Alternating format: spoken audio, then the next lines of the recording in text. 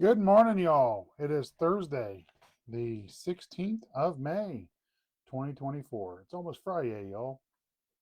And hope you're having a good week. And if possible, if you had a church in your area that had Wednesday night services, a Bible believing preaching church, I hope y'all were at church. I filled in for my pastor last night and I preached a message I've preached before, not at this church, but other places called The Path. And it looks at the four purposes of Scripture. The four purposes of Scripture are doctrine, reproof, correction, and instruction in righteousness. And that's from Second Timothy chapter 3.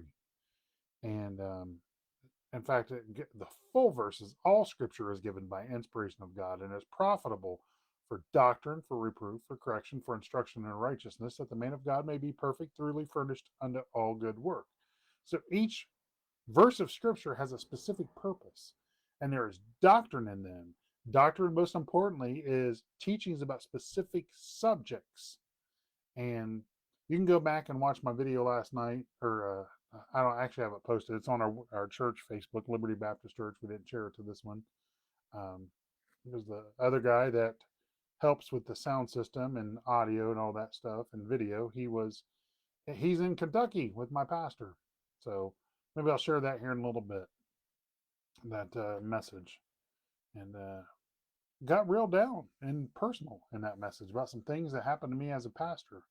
So, anyway, the four purposes of Scripture are those things: doctrine, reproof, correction, and instruction in righteousness. And I'm not going to break those down this morning. We're going to jump back into what we've been talking about. And yesterday we looked at the fall of the son of perdition the first time, and it's not going to be as dramatic as the fall of him the second time. Yes, I said second time. He fell first.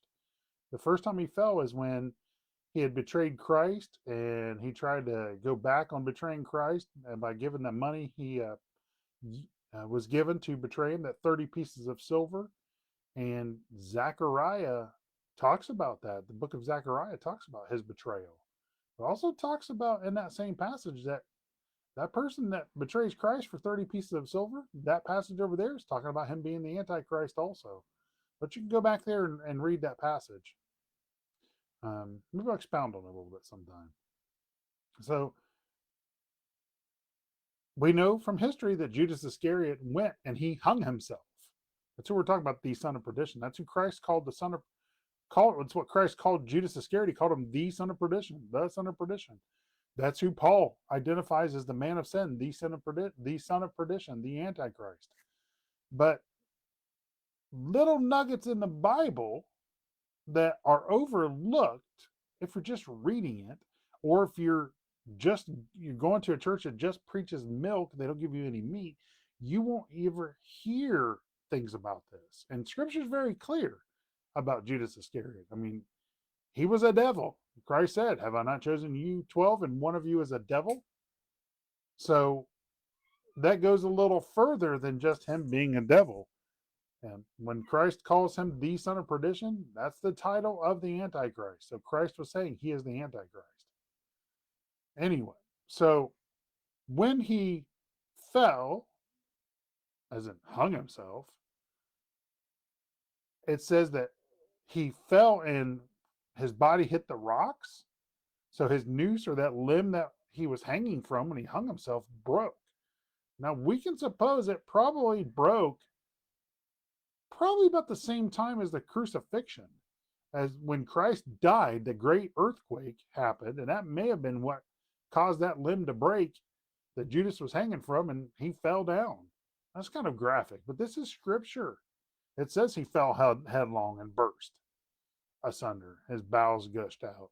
So it's pretty nasty what happened to Judas. But probably not as nasty as what happened to his soul. So let's look. We know that he fell. Judas by transgression fell, and then he fell headlong. But look what it says over here. And we're in Acts chapter 1, by the way. Acts chapter 1, and I quoted it yesterday, but I want you to see it yourself. Acts chapter 1, and look over here, verse 25. And this is wrapping up them picking Matthias to be the next apostle to replace Judas Iscariot. It says here that he may take part of this ministry and apostleship from which Judas by transgression fell, he sinned, that he might go to his own place. So Judas, when he died, his soul, we know it went to hell, but the scripture said he went to his own place. There was a specific place in hell, because we're going to look at this here in a second, that Judas went. And you might call it a special place, a wild place, and a place that has something to do with an event in the tribulation, the Great Tribulation. So let's look at this place. Go to Revelation chapter 9.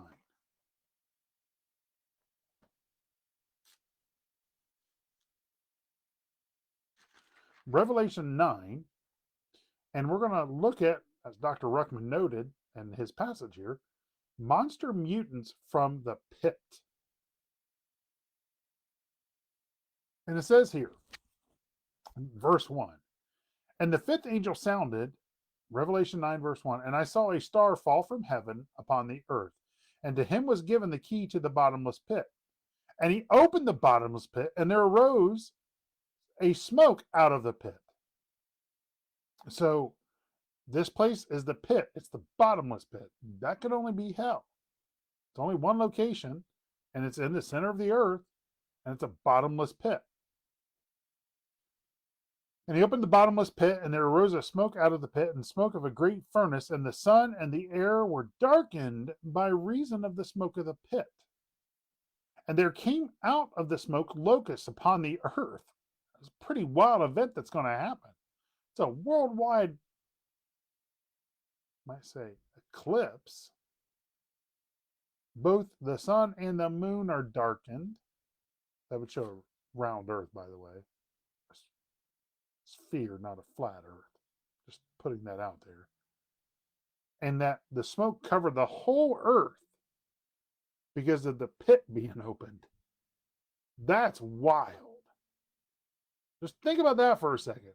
Smoke covers the whole earth when the bottomless pit is opened up. And there came out of the smoke locusts upon the earth. And unto them was given power as the scorpions of the earth have power. Now, these aren't any ordinary locusts. We're going to look at their description here in a second. It's pretty nasty.